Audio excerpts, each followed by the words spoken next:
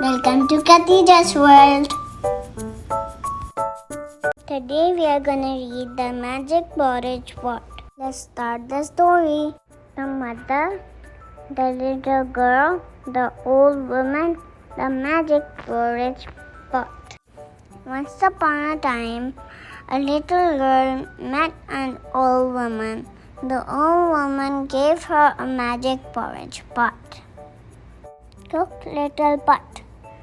Cook, said the old woman, and the little pot cooked some porridge. Stop, little pot, stop, said the old woman, and the little pot stopped cooking. The little girl took the magic porridge pot to her mother. Cook, little pot, cook, said the little girl mother, and the little pot cooked some porridge. Soon the kitchen was full of porridge, and still the magic porridge pot went on cooking.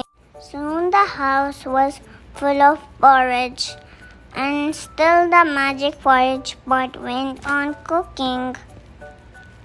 Soon the street was full of porridge, and still the magic porridge pot went on cooking.